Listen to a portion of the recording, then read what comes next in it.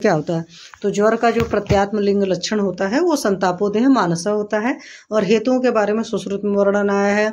कई सारे लोग को देखते हो सीजन चेंज होता है तो फीवर आ जाता है, कई सारे लोग को बारिश में भीग जाते हैं तो आ जाता है, बहुत सारे लोग को कुछ वैसा भी एलर्जिक फीवर होता है कि कुछ कुछ चीज़ों को सूंघ लिया महक तो उससे भी हो जाता है। और कई बार पंचकर्म के अतियोग वगैरह या मिथ्या योग से भी होता है। ट्रॉमा इन्फ्लेमेशंस वगैरह पता ही है आजकल कोई भी मतलब सर्जरी होती है तो सर्जरी के अगेंस्ट में भी देखते हो आप इन्फ्लेमेशन बॉडी में हो जाता है और उन सारे केसेस में हो जाता है। तो अभी मैं जिस केस में भी गई थी तो वहाँ पर भी था कि पेशेंट का 2 साल पहले दांत निकाला गया था। जैसे होता ना कि पीछे दांत कोई गड़ रहा होगा तो पीछे का उन्होंने दांत निकलवाया था, उसके कुछ टाइम बाद उनको लगा कि नहीं इधर स्वेलिंग है तो गए होंगे डॉक्टर के पास। मतलब एलोपैथी के मैं बता रही हूँ सारी चीज़ें आप लोग को। तो उस केस से अभी देखो सबक सीखो सारी चीज़ों का। तो उन्होंने कह दिया कि फेशियल पैरालिसिस है कुछ कुछ, और उसके पहले पेशेंट को पेसमेकर वगैरह कुछ साल पहले पड़ चुका हुआ था, मतलब 3-4 साल पहले रिटायर हुए थे। भी ज़्यादा दिन नहीं हुआ होगा, रिटायरमेंट के भी 4-5 साल हुआ होगा। तो उस टाइम वो चीज़ें ठीक हो गई। फिर इधर ज़्यादा तकलीफ हो रही थी तो गए दिखाने के लिए। तो दिखाने के लिए जैसे ही गए तो उन्होंने डॉक्टर्स ने बायोप्सी करी, बायोप्सी में हुआ कि सीए है। सीए का होने के बावजूद फिर डॉक्टर्स ने कहा नहीं हम ऑपरेट करेंगे, क्योंकि भाई डायबिटिक थे, साथ में पेसमेकर पड़ा हुआ था। पर क्या हुआ कि पेशेंट ने डिसीजन लिया कि नहीं हम ऑपरेट कराएंगे। तो यहीं के प्राइवेट हॉस्पिटल में ऑपरेट हुआ, क्योंकि पीजीआई चंडीगढ़ वाले तो बहुत टाइम लगाते हैं देखने में। उन्होंने कहा था 1.5-2 महीने बाद आना। पेशेंट ऑपरेट हुआ, ऑपरेट होने के बाद बहुत दिन लंबा वेंटिलेटर पर रहा और वेंटिलेटर पर ही रह करके वेंटिलेटर पर ही पेशेंट चला भी गया, या आप ये समझो।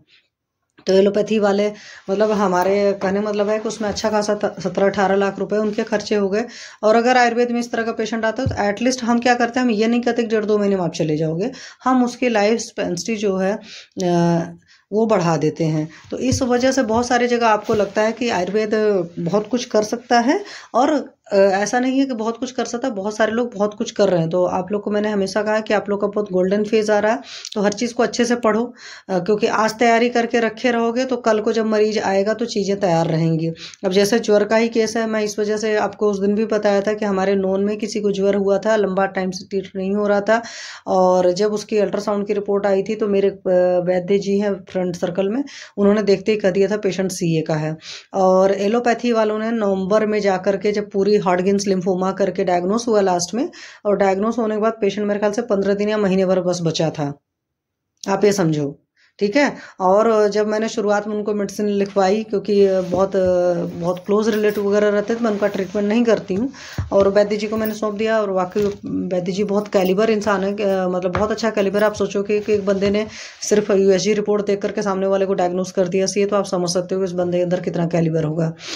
और मुझे भी ओ सी रिपोर्ट से नहीं पता चल रहा था, रियलिटी है सिर्फ इन्फ्लेमेशन दिखाई दे रहा था कि प्रोस्टेट में है, और जेंट्स में होता है 60-70 के आसपास इस तरह की चीज़ें होती हैं। और दवा नहीं दिया था उन लोगों ने, जब बिल्कुल लास्ट में हाथ खड़े हो गए तब उन्होंने दवा देना चालू किया, और फिर उनको दवा नहीं मिल पाई उस तरीके से, नहीं थी इच्छा शक्ति, या यूँ कह दो कि आयुर्वेद में विश्वास नहीं था। अदरवाइज आयुर्वेद एटलीस्ट पेशेंट की लाइफ स्पेन बढ़ा सकता है। कहीं पर भी जहाँ पर भी एलोपैथी वाले बोलते हैं 4-6 महीने का मेहमान है, वहाँ पर आयुर्वेद ने 4-6 साल 10-10 साल 20-20 साल तक भी पेशेंट के निकाले हैं। ये नहीं कि आयुर्वेद बहुत बड़ा वो है, देखो परमात्मा से ऊपर कुछ भी नहीं है, बट वी कैन ट्राई, पहले हमें होप तो हो। अदरवाइज आयुर्वेद वाले हाथ ही नहीं लगा पाते हैं। अभी यहाँ की बात मैं बताती हूँ, अटेंडेंट का इन्होंने कहा कि पेशेंट की हालत नहीं ठीक थी, अटेंडेंट को नहीं नज़र आ रहा, घर वालों को नज़र आ रहा है कि पेशेंट रिस्पॉन्ड बिल्कुल नहीं कर रहा है। बट जो अटेंडेंट आए थे, मतलब एलोपैथ वाले जो अटेंडेंट आते हैं, आपको पता है सब बढ़िया से बी फार्मा डी फार्मा वगैरह करे होते हैं, नर्सिंग स्टाफ होता है प्रॉपरली, सारी चीज़ें बीएससी एमएससी नर्सिंग होते हैं, इस तरह के जो आईसीयू वगैरह मैनेज करते हैं, बट उनको तक नहीं पता चल रहा था। मीन्स हर कोई अपने काम को एक लापरवाही से कर रहा होता है, या हम उसको ऐसे समझ सकते हैं कि ऐसा नहीं कि एलोपैथ वाले बहुत ज़्यादा ट्रेंड होते हैं। हमको थोड़ा सा डर लगता है। मैं क्यों अपनी बात बता रही हूँ, क्योंकि मैंने एलोपैथ में भी आईसीयू वगैरह मैंने हैंडल नहीं किया है। शुरुआत से ही मैं गायनी सिर्फ हैंडल करती थी जब एलोपैथी में मैं काम करती थी, गवर्नमेंट हॉस्पिटल में ही बहुत किया है।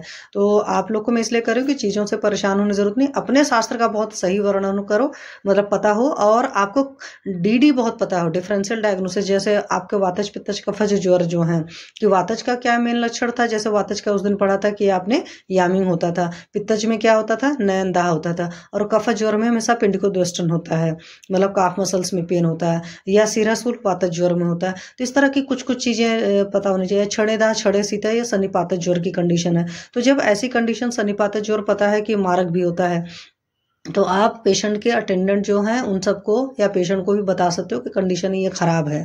ठीक है, तो इस तरीके से जब आप ट्रीटमेंट करते रहते हो तो सारी चीज़ें ठीक रहती हैं। और दोष में इसका त्रिदोष जो है पित्त प्रधान है, और कोष्ठाग्नि और रस है दोष में, अधिष्ठान में अमाशय सर्वसरी है, स्रोतस में रस व स्रोतस और इस तरह की चीज़ें हैं। और फिर ये सब सारी चीज़ें मैंने ये भी आपको बता दिया। ज्वर के सामान्य लक्षण में संताप है, अरुचि, तृष्णा, अंगमर्द और हृदय प्रथा है। तो हृदय प्रथा मतलब वो लगता है यहाँ पर कहीं किसी ने पल्पिटेशन लिख दिया था, उसके वो चीज़ें नहीं करना। तो यहाँ देखो डिस्कम्फर्ट इन चेस्ट हार्ट जो है, तो ये सारी चीज़ें हैं। तो ये सब पता होना चाहिए। वैसे भी ये जब आपको फीवर वगैरह होता है किसी भी इंसान को तो उसको डिस्कम्फर्ट सा फील हुई होता है। और ये सब सारे मैंने बताते थे। आगंतु ज्वर में विषजन है, औषधिगन, काम ज्वर और भयादि शोकजन है। धातुगत तो वही सारे हैं, रस, रक्त, मांस मेद, अस्थि मज्जा। और शुक्र वाला असाध्य होता है, अस्थि मज्जा वाला जो होता है आपका कष्ट साध्य होता है, और शुरुआत वाले साध्य होते हैं। फिर वातज ज्वर के लक्षण में जो बहुत ज़्यादा अच्छे से फील होने वाली चीज़ें हैं उसमें लॉस ऑफ स्लीप वगैरह है, ड्राइनेस ऑफ माउथ वगैरह है, इस तरह की सारी चीज़ें हैं। और जो आपको कार्डिनल साइन में मिलेगा वो हो सकता है हार्ड स्टोल रहेगा, और यामिंग यहाँ पर भी देख रहा है, यामिंग की अधिकता होती है। तो आपने ये चीज़ों से करना है डिफ्रेंशिएशन। पित्त ज्वर है, पक्का सी बात है पित्त ज़्यादा बढ़ा रहेगा तो हाइपरपायरेक्सिया का केस होगा, लूज मोशंस वगैरह भी हो सकते हैं, बिटरनेस ऑफ माउथ वगैरह, ये सारी चीज़ें रहेंगी। और स्वेद की प्रवृत्ति होगी। कफज ज्वर में माइल्ड फीवर रहेगा, और इसमें निद्रा की अधिक्या होगी। और बहुत ज़्यादा जैसे आजकल वो जो कोविड के बाद फीवर आ रहा था वो भी इसमें सारी चीज़ें थी। तो मेन यही है, यहाँ से बहुत ज़्यादा डिफ्रेंशिएशन नहीं है, बस नींद बहुत ज़्यादा आएगी, ये समझो या स्टिफनेस वगैरह वो है। वात पित्त ज्वर है उसमें पेन इन स्मॉल ज्वाइंट्स हैं, तो इसमें एक यही ज़्यादा चीज़ समझ में आई थी। और वात श्लेष्म ज्वर में पर्व भेद है, एक एक से मतलब चीज़ों में टूटने सी पीड़ा होगी। और श्लेष्म पित्त ज्वर में कभी शीत तो कभी उष्ण की अनुभूति होती है। ठीक है, और ये जो आपके ज्वर हैं विकृति विषम समवाय वाले भी हैं, समारोह है। जैसे उस दिन मैंने बताया था कि कारण के अनुरूप जब कार्य होता है तो उसको प्रकृति सम समवाय बोलते हैं, और कारण से अलग चीज़ें होती हैं तो उसको विकृति विषम समवाय बोलते हैं। अरे विकृति विषम समारंभ बोलते हैं। ठीक है, तो एक तो सन्निपात ज्वर में आंखों में मलिनता होती, अश्रुपूर्ता होती, सरस लोचन मतलब सर इधर उधर बहुत ज़्यादा करेगा। ये चीज़ आप डिफरेंशियल कर सकते हो। बच्चों में जब बहुत तेज फीवर होता है तो उस तरीके से भी होता है। तो ये ऐसी अगर कंडीशन आ रही है, पेशेंट के डिलेरियम वाली कंडीशन आ रही है, पेशेंट में बहुत ज़्यादा रेस्टलेसनेस वगैरह है, तो फिर आपको सिंपल स्वर नहीं मतलब सिंपल ज्वर नहीं रह जाता है, वो सन्निपातज में आ जाता है। तो ये सब चीज़ें ख्याल रखिएगा। फिर यहाँ पर बहुत सारे मतलब सन्निपातज ज्वर के बहुत सारे लक्षण दे रखे हैं। कुछ चीज़ें हैं जो आप बहुत आराम से, एक तो छड़ेदार छड़सीत वाला शब्द है, और कान उनमें जो टेनाइटिस उनाइटिस की फीलिंग आती है, ईयर एक होता है, वो भी इस तरह की चीज़ें हैं। और स्पिटिंग ऑफ ब्लड हो सकता है, तो आप समझ सकते हो कि कंडीशन तो ख़राब हो गई। रेस्टलेसनेस के लिए सिरस लोठन वर्ड मैंने क्यों कहा, आपके पीजी एंट्रेंस एग्जामिनेशन में इस तरह के क्वेश्चन आ सकते हैं। उसके अलावा वीजिंग साउंड वगैरह और मुखपाक वगैरह इस तरह की सारी चीज़ें होती हैं। ये वातोलबण पित्तोलबण वाला जो करके विषम सन्निपात के जो हैं, ये ऐसे तो आप बना सकते हो या रट्टा मार लेना, इसमें ज़्यादा कुछ नहीं है। आगे इन्हें भालुकी जी ने क्या किया है कि ये सबके लिए अलग अलग नाम दे रखा है कि वातोलबण सन्निपात ज्वर का क्या नाम होगा, पित्तोलबण का। तो भाई ये बहुत रट्टा मुश्किल है, देख लेना क्या है क्या। इस तरह के क्वेश्चन अभी आते नहीं आते, हमारे टाइम में कभी काल को इस तरह की चीज़ें आ जाती थी। तो ये वाला मुझे लास्ट वाला याद रहता है कि जिसमें सब कुछ बढ़ जाता है उसको कूट पाकल कहते हैं। तो इस तरह के पीजी एंट्रेंस एग्जामिनेशन में आ सकता है। अब कोड वर्ड बना कर रटोगे, कैसे रटोगे ये आप लोग देख लेना है। उसके अलावा ये है कि सन्निपात ज्वर की असाध्य अवस्था में क्या हो जाएगा भाई, ना दोष निकल रहे हैं बॉडी से, ना मल निकल रहे हैं, कुछ भी चीज़ें नहीं है, बिल्कुल ज़बरदस्त अग्निमांद हो चुका है, पेशेंट को कुछ भी भूख नहीं लग रही है, और सारे लक्षण एक साथ अवेलेबल हो जाते हैं, तो कोई भी चीज़ असाध्य हो जाती है।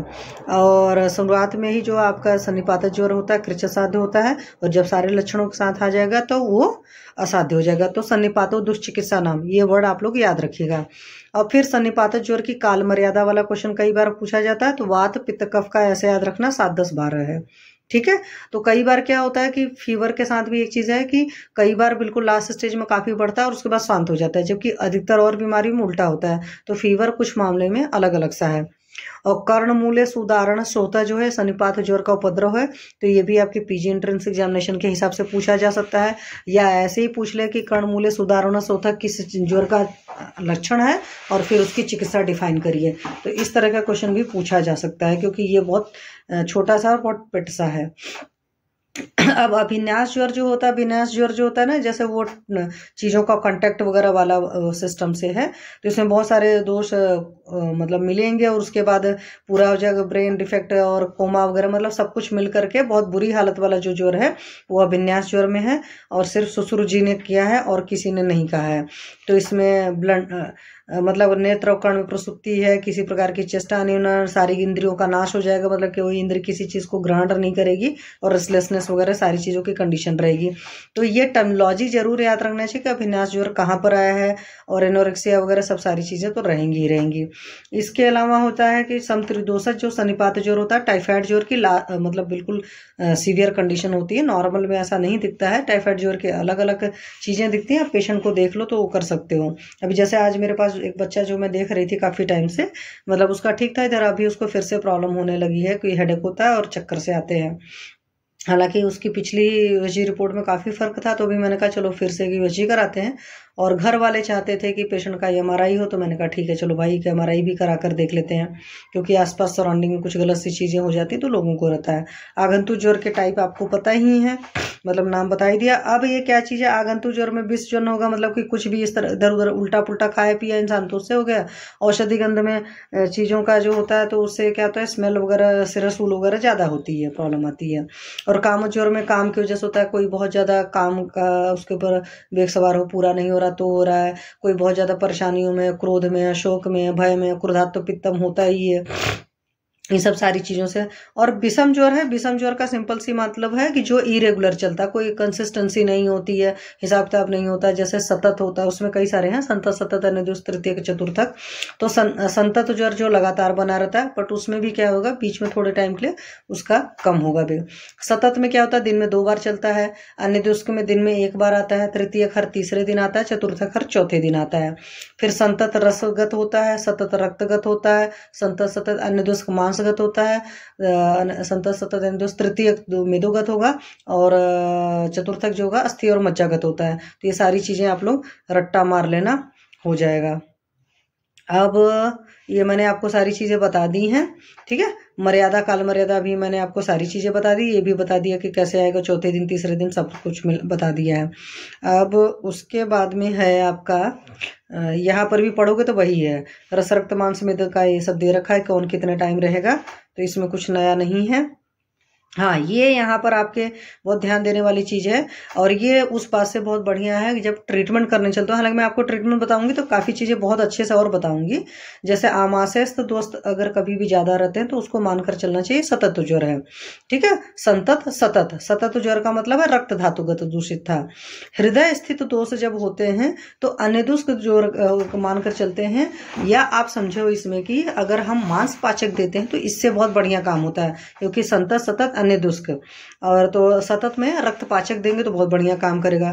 कंठ स्थित दोष में तृतीयक मानते हैं तो वहां पर मेदोपाचक देना चाहिए, और सिरा स्थित दोष होता है तो चतुर्थक ज्वर बोलते हैं। चतुर्थक मतलब अस्थि मज्जा पाचक आप जब दोगे, कंटेंट वाइज अभी आपको बताऊंगी तो समझेगा। और संधि स्थित दोष ज्वर जो होता है प्रलेपक ज्वर होता है, तो प्रलेपक ज्वर की अलग तरीके से चिकित्सा दे रखी है, या इस तरीके से कंसिडर किया जाता है कहाँ पर उसके दोष हैं या किस हिसाब से अपने वो लक्षण दे रहे हैं। फिर एक और टर्मिनोलॉजी है वात बलासक ज्वर। वात बलासक मतलब वात हो गया और कफ हो गया, और ये आचार्य वाघभट्ट के हिसाब से हुआ, तो एपिडेमिक ड्रॉप्सी, बेरी बेरी जैसी कंडीशंस होती हैं, तो इसमें एक हमेशा लो ग्रेड फीवर बना रहता है, तो चाहे मृच्छता रहेगी, शोथ रहेगा, और बहुत ज़्यादा रिजिडिटी रहेगी और साध रहेगा। इस तरह के पेशेंट कभी कभी आपके पास आते हैं कि बहुत सारे ऐसे पेशेंट होते हैं जिनको बहुत लो ग्रेड फीवर होता है, स्टिफनेस वगैरह रहती है, स्वेलिंग वगैरह सारी चीज़ें रहती हैं, और अवसाद भी रहता है। क्योंकि मेरे पास इस तरह के एक पेशेंट है, मुझे अच्छी तरीके से याद है, तो वहाँ पर थोड़ी सी मुश्किलें हो जाती है कि कई बार हम लोग उसको आमवास से भी करते हैं क्योंकि फैमिली हिस्ट्री रहती है, तो और एच बी सारी चीज़ें कम होती, तो ऐसे केस में क्या करो कि आप वात कफ नाशक चिकित्सा करो, मतलब ज्वर वाले ही कषाय वगैरह दो, तो लंबे टाइम में बढ़िया रिजल्ट आते हैं, ठीक है। फिर आपका ये है, फिर उसके बाद में सप्त धातुएं केवल दुष्ट की भूमिका निभाती हैं, ये सब सारी चीजें नहीं। मल जो है स्वेदस्तु मेदस है, तो मेदोगत जब कोई ज्वर होगा ना तो उसमें स्वेद बाहुल्य पाया जाता है, इस बात को ख्याल रखिएगा। तो यहाँ से ये भी आप अपने पेशेंट से पूछ सकते हो पसीना ज्यादा आता है कि नहीं आता है, कम आता है, तो वहां से भी बहुत सारी चीजों की डिफ्रेंशिएशन होती है। ठीक है, ये सारी चीजें मैंने आपको बता दी है, वही सब है। अब यहाँ पर एक चीज और देखो, रसस्थ ज्वर में हृदय उत्केल से होता है, यहाँ पर अंदर इन्होंने पैल्पिटेशन लिखा हुआ है, तो ये ऐसा उल्टा पुल्टा है, हृदय उत्क्लेश को पैल्पिटेशन वर्ड लिखा है। या सिंपल समझो कि रस धातु जो होता है, जब रसों का क्षय होता है तब पैल्पिटेशन पेशेंट को होता ही है। तो अगर कोई पेशेंट बोल रहा है उसको फीवर है, साथ में पैल्पिटेशन हो रहा है, तो अगर आप जो संतप्त ज्वर का काढ़ा है वो दे दोगे तो उससे काफी ज्यादा आराम आएगा। हालांकि आप आमल की भी दे सकते हो, आमल की और एस्टी मधु भी दे सकते हो, सिंपल चीजें भी दोगे तो उससे बढ़िया सा काम करेगा। और पेशेंट को फिर रस धातु के क्षय में तो तेज आवाज भी नहीं बर्दाश्त होती है, तो लो बीपी के केस में भी इस तरह के भी आते हैं पेशेंट्स। तो ये सारी चीजें। फिर रक्तगत ज्वर जब होता है तो उसमें एक तो हाइपरपायरेक्सिया होता है और रक्त का स्टीवन हो सकता है, हालांकि रक्त का स्टीवन बहुत लेटर स्टेज वाली चीजें हो जाती है। मांसस्थ ज्वर में हमेशा याद रखना पिंडिकोदोष्ट मतलब काफ मसल्स में पेन होता है, तो इसीलिए काफ मसल्स में जिन लोगों को पेन रहता है उनको भी अगर आप मांसपाचक देते हो तो बहुत बढ़िया रिजल्ट आता है। मेद स्थित ज्वर होगा तो पक्का सी बात है श्वेत का बाहुल्य बहुत ज्यादा होगा, क्योंकि मेद का मल है श्वेत, और छर्दी उर्दी ये सब रहेगा। अस्थिगत ज्वर में बॉडी पेन होगा और काफी ज्यादा पेन होगा, जैसे गांव के लोग बोलते हैं ना हड्डी तोड़ने जैसा दर्द हो रहा है। और इसके बाद मज्जा ज्वर है, मज्जागत ज्वर में आंखों के आगे अंधेरा जब छाता है ना, तो तमः प्रवेश वो वर्ड है, तो वहां से याद रखिएगा। और कई बार सांस लेने में भी बहुत तकलीफ होती है, तो वो मज्जागत ज्वर होता है। लेकिन ये आप समझो सिंपल सी बात है कि महाश्वास आ रहा है तो पक्का सी बात है वो असाध्य अवस्था की तरफ जा रहा है, इस बात को समझ लीजिएगा। और शुक्रस्त ज्वर तो देखा ही नहीं जाता है, क्योंकि वो तो असाध्य होता है, उसमें तुरंत ही डेथ हो जाती है पेशेंट की। उसके अलावा अब एक चीज और याद रखना है पड़ेगा, ज्वर का प्राकृत और पैकृत कौन है। तो वर्षा शरद हेमंत बसंत में वर्षा में वात का प्रकोप होता है तो वातिक ज्वर होगा, शरद में पित्त का प्रकोप होता है तो आपका पैतिक ज्वर होगा, और बसंत में कफ का प्रकोप होता है तो कफत ज्वर होता है, और ये सारे प्राकृत होते हैं। ठीक है, इस बात को याद रखिएगा। उसके अलावा अलग वक्त में जो कुछ होगा वो सारे हो गए आपके वैकृत ज्वर होंगे। ठीक, फिर यहाँ पर ये वाली जो है ये बड़ी सही चीज है कि वर्षा ऋतु में वात का प्रकोप होगा तो वात जर की वृद्धि होगी, साथ में अन्न के परिपाक काल में भी होता है, अपराह्न काल में भी। तो कभी पेशेंट से पूछना चाहिए कि आपको फीवर किस टाइम आता है, खाना खाने के बाद आता है, क्योंकि पेशेंट तो खाता पीता रहता ही ना, आयुर्वेद के माइंडसेट वाला तो होता है ना कि लंघन पूरा करेगा, जबकि एक्चुअल में जब बुक पलटोगे आप तो उसमें पता चलेगा कि ज्वर में लंघन 7 दिन का करने का भी वो है, क्योंकि आम ज्वर में लंघन किया जाता है जब 8वें दिन निरामावस्था आती है, तब अन्न के बारे में हम सोचते हैं। ठीक है, तो ये आप लोग देखना, एक होता है अंतर्वेग ज्वर और बहिर्वेग ज्वर, इन सब में शॉर्ट नोट्स आते हैं, एक बार अपना पेपर का तरीका और देख लेना। अदरवाइज अंतर्वेग ज्वर में क्या होता है कि अंदर ज्यादा होता है, बाहर से उसकी प्रेफरेंस कम होती है, मतलब शरीर ऊपर से छूने पर कम गर्म लगता है। बहिर्वेग ज्वर में क्या होता है कि बाहर ज्यादा दिखेगा, अंदर धातु में उतना नहीं होता, इसलिए बहिर्वेग ज्वर जो होता है वो माइल्ड फॉर्म होता है, अंतर्वेग ज्वर गंभीर धातुओं तक जाता है, तो इसलिए वो असाध्य हो जाता है। तो ये सारी चीजें हैं, एक बार और आप लोग पढ़ोगे तो ज्यादा समझ में आएगा। उसके लिए आम ज्वर जो है, आम ज्वर के केस में लाला प्रसेक होगा, हृदयास होगा, हृदय शुद्धि रहेगी, भारीपन लगेगा, मुंह का स्वाद कड़वा कड़वा रहेगा, मतलब जो जब शुरुआत में होता है फीवर, शुरू के 2-4 दिन जो होता है वो आम ज्वर होता है। और पश्चिमान ज्वर में क्या होता है कि चीजों का स्टेज बढ़ जाता है, ज्वर का वेग भी तीव्रतर हो जाएगा, और हो सकता प्रवृत्ति हो चीजों के मलों की, हो सकता नहीं भी हो, क्लेश वगैरह बहुत ज्यादा होता है। और निराम ज्वर में क्या होता है, सिंपल सी बात है, एक चीज याद रखना कि क्षुधा की प्रवृत्ति हो गई तभी निराम हो चुका है, जब तक आमावस्था रहती है भूख बिल्कुल नहीं लगती है, और शरीर में लघुता की भी अनुभूति होती है जब बुखार उतर जाता है, और मलमूत्रादि की सम्यक प्रवृत्ति होगी। और आम ज्वर में मलमूत्रादि की सम्यक प्रवृत्ति नहीं होती, यहाँ पर कहीं पर देखोगे ना तो यहाँ लिखा रहेगा स्तब्धता वगैरह, अंतर में प्रमूर्ता की सब सारी चीजें, और कॉन्स्टिपेशन रहता है। ज्वर मोक्ष के लक्षण में क्या है, दाह है, स्वेद है, भ्रम, तृष्णा, कंपन, बिडभेद, डायरिया वगैरह भी होता है कभी कभी, संज्ञानाश, कूजन, अश्वगंधस, बहुत है, सब सारे रट्टा ही मारने पड़ेगा, और रट्टा श्लोक के फॉर्मेट में मारोगे तब आपको याद होगा, अदरवाइज तो सिंपल कुछ कुछ तुक्के लगा कर सकते हो। और ज्वर मुक्त के लक्षण भी पूछे जाते हैं, तो ज्वर मुक्ति में स्वेद आता है, आपको हल्कापन लगेगा, सिर में खुजली होती है, एक बहुत टिपिकल साइन सिम्टम है, हालांकि पेशेंट से हमने कभी पूछा नहीं है, बट ये क्वेश्चन में जरूर पूछना चाहिए। और मुंह का जो होता है मुखपाक वगैरह, ये सब सारी चीजें ज्वर मुक्ति के लक्षण में आते हैं। जैसे पुराने ज़माने के लोग, या देखते हो गांव के लोग बोलते हैं, अगर आपको लूज मोशन हो रहा होता है और बोलते हैं गैस वैस पास होने लगी ना, इट मीन्स कि पेट ठीक हो रहा है। या मानते हैं भूख भूख अच्छे से लगना शुरू हुई, एयर अच्छे से पास हो रही है, तब आपका लूज मोशन ठीक हो रहा है। इसी तरीके से ज्वर की साध्यता में, तो साध्यता का सिंपल सा मतलब है कि कम लक्षण होंगे। साध्यता में जब सारे लक्षण हो जाएंगे, पेशेंट बहुत कमजोर हो चुका है, सारे बल उसके क्षीण हो गए हैं, तो ये सब सारी चीज़ें होंगी, बहुत लंबा टाइम लग गया, तो ये सब चीज़ें। उसी तरह एक पुनरावर्तक ज्वर है। पुनरावर्तक ज्वर का मतलब है कि ज्वर जब था और पूरी तरीके से वो ठीक नहीं हुआ, तभी से आपने उल्टा पुल्टा खाना शुरू कर दिया तो हो गया। जैसे अतिसार में था ना, कि अतिसार के बाद आप सही तरीके से ठीक नहीं हुए थे और आपने फिर से उल्टा पुल्टा खाया तो आपको ग्रहणी दृष्टि हो जाती। तो ऐसे ही यहाँ पर है कि ज्वर पूरी तरीके से ठीक नहीं हुआ, आप पथ्य पालन करना शुरू कर दिया, तो उसके बाद फिर से वो ज्वर बार बार होगा लैप्सिंग पे, तो उसको बोलते हैं पुनरावर्तक ज्वर। तो पुनरावर्तक में किरातिकतादि क्वाथ का सेवन बताया जाता है और सारे परहेज कराओगे आप, ठीक है। अब के सीमंत कृत बलवान ज्वर, मेनिंजाइटिस, एंसेफेलाइटिस, सब सारी चीजें बड़ी खतरनाक से हो जाएंगी, तो वो सब है। अब एक चीज आज और पढ़ा देते हैं, फिर कल एक बार बताएंगे। हो सकता है कल मैं क्लास लूँ, नहीं भी लूँ, क्योंकि कल मैं अपने कॉलेज में रहूंगी। मतलब कॉलेज से तो छूट जाएंगे, बट मैं यहाँ नहीं रहूंगी। तो फिर 9 ज्वर है। 9 ज्वर में देखो, शुरुआत का ही ये जो ये वाला श्लोक है वो याद रखना। लंघनम स्वेदनम कालो एवागु तिक्तको रस पाचनानि अग्नि विपक्वानाम दोषानाम तरुणम ज्वरम। तो जो आपका 9 ज्वर होता है उसमें लंघन कराते हैं। तो लंघन का मतलब कंप्लीट लंघन होता है, अनशन से होता है, लेकिन अगर मरीज जो है बहुत दुर्बल है तो उसको लघु भोजन दिया जाता है। अदरवाइज कंप्लीट मतलब फूड बिल्कुल नहीं देना होता है। तो लंघन कराया जाता है। स्वेदन क्या करना मतलब कि गर्म पानी देते हो या बहुत सारे षडंग पानी वगैरह सिद्ध करके जो जल देते हो, तो उससे उसके अंदर स्वेदन का गुण होता है।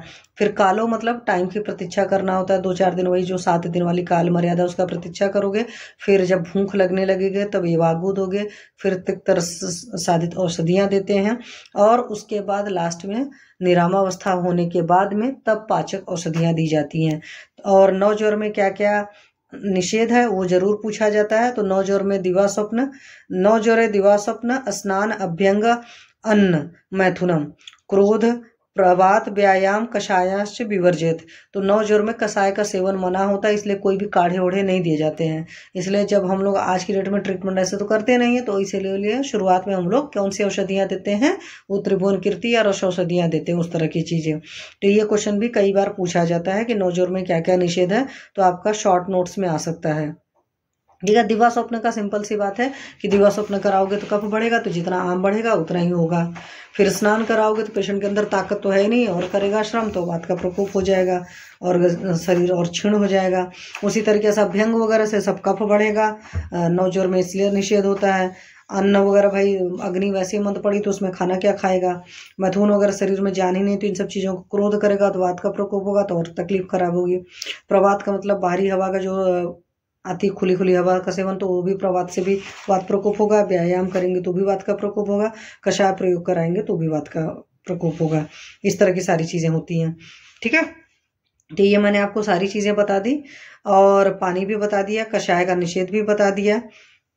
दूसरी बात, कषाय रस का इसलिए भी निषेध होता है, कषाय रस स्तंभन होता है, अभी जो चीजें निकली नहीं है उनको अंदर वो बैठा देगा, तो पुनरावर्तक ज्वर होने के चांसेस बढ़ जाएंगे, इसलिए या विषम ज्वर को उत्पन्न कर देंगे, इसलिए कषाय का निषेध होता है। और पाचन जो देते हैं वो शमन औषधियाँ हमेशा 8वें दिन से देते हैं। निराम अवस्था होने पर संशमन औषधि देनी चाहिए, और 7वें दिन मान लेते हैं वो हो गया तो इसलिए।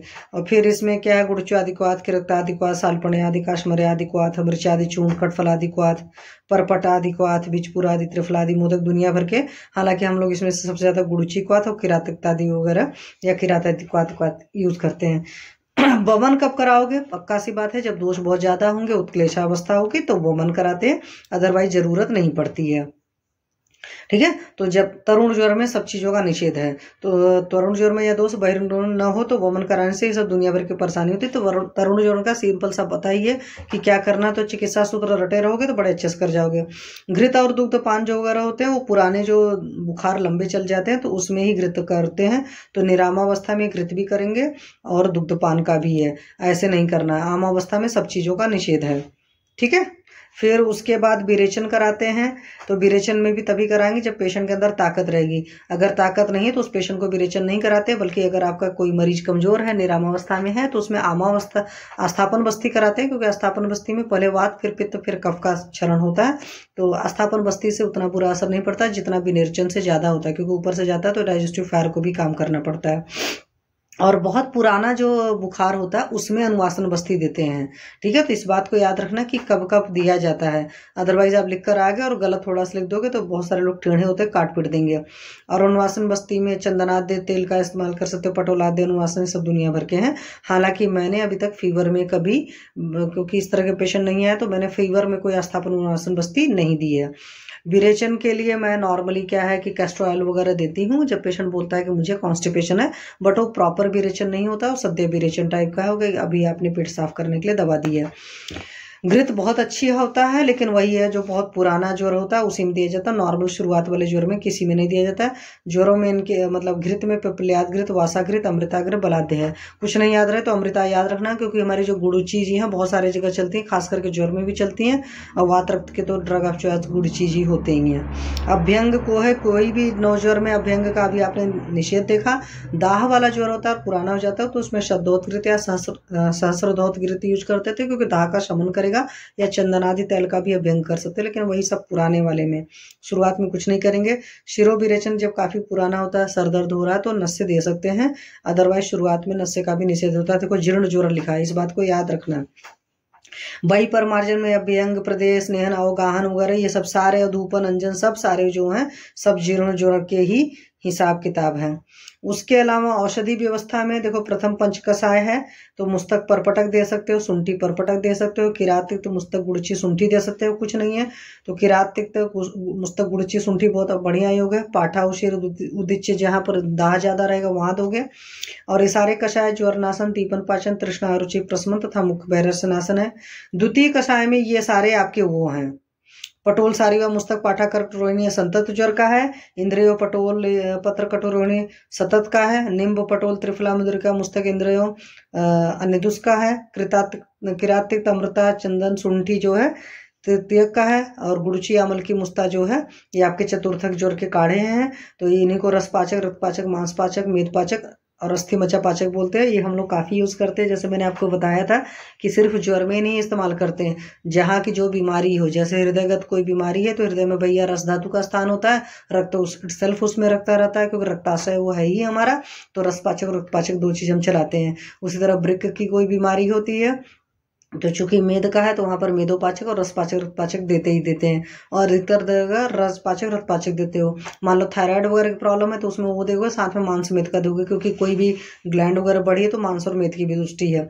फिर उसके अलावा वत्सकादिक्वाथ है, वो दे सकता है इंसान। जात्यादिक्वाथ हालांकि मैं सब मैंने नहीं दिया। त्रिफलादिक्वाथ वगैरह तो मैंने नहीं यूज किया फीवर में, सिंपल सी बात मैं बता दे रही हूँ, बट औषधियाँ रट लेना।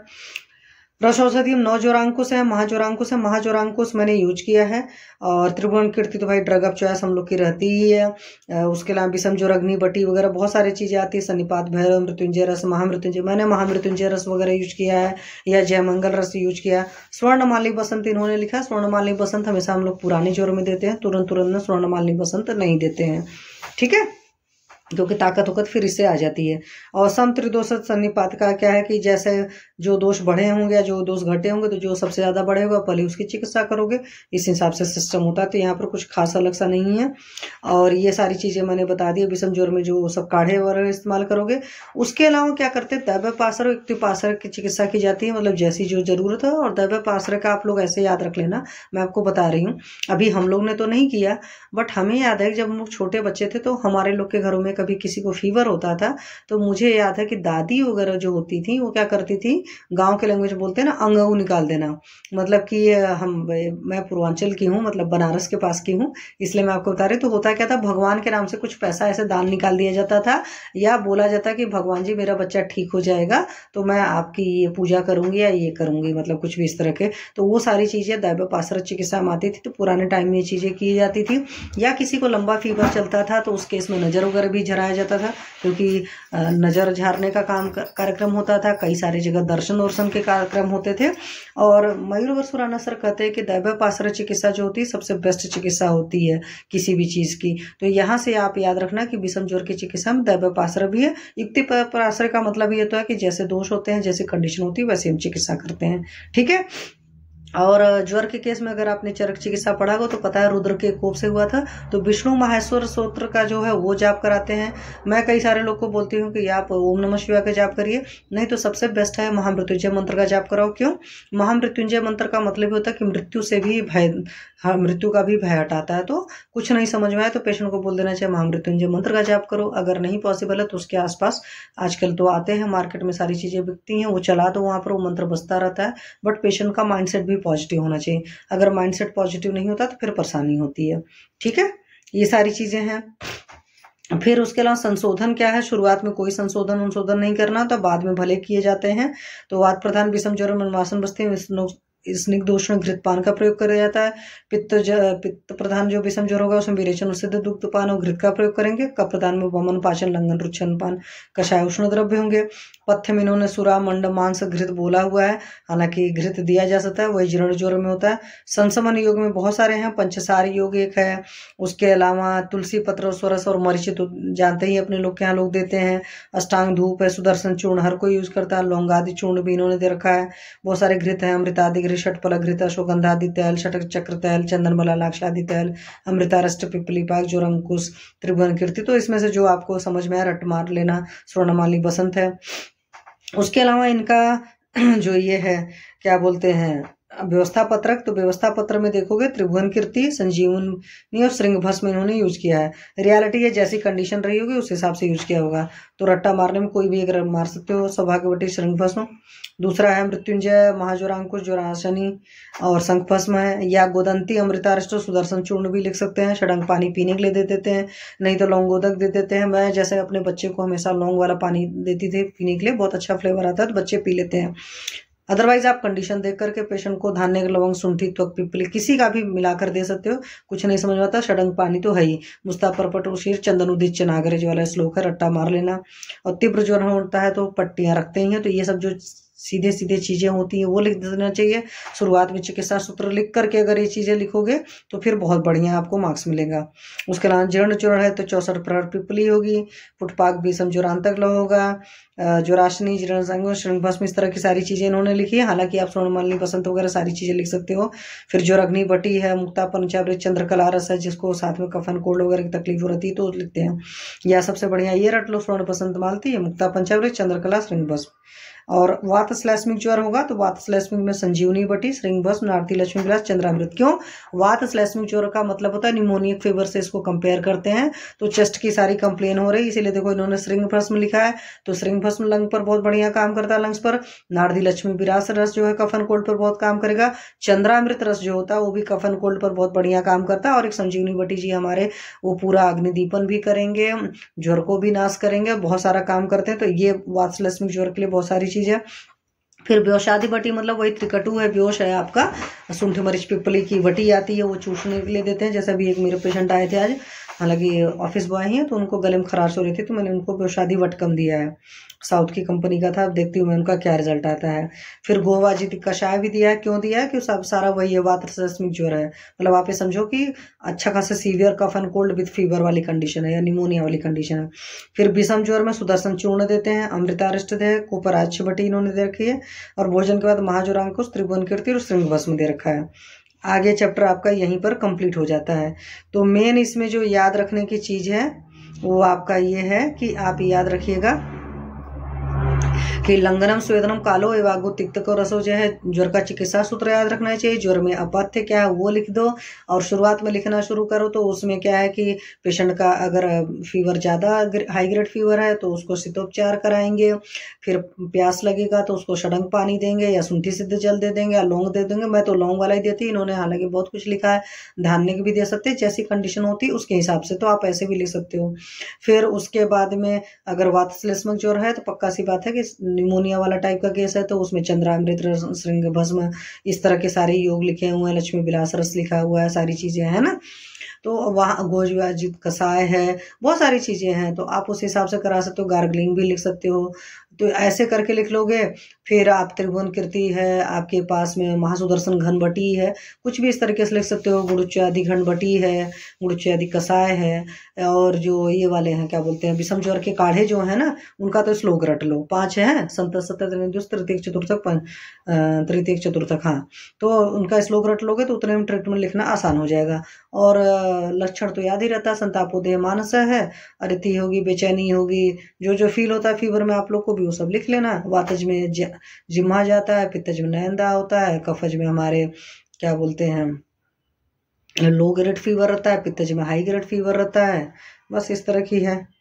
तो और कोई क्वेरी होगी तो बताना, अदरवाइज नेक्स्ट टॉपिक हो सकता है कल मुझे टाइम मिलेगा तो क्लास लूँगी, अदरवाइज तो फिर मैं आप लोग की क्लास सैटरडे को लूँगी, क्योंकि अगर मैं कल वापस आ गई तो फ्राइडे को लूँगी, अगर मैं रुकती हूँ तो फिर मैं सैटरडे को लूँगी। ठीक है, चलो, किसी की कोई क्वेरी? हाँ जी, बच्चा पार्टी। हाँ जी।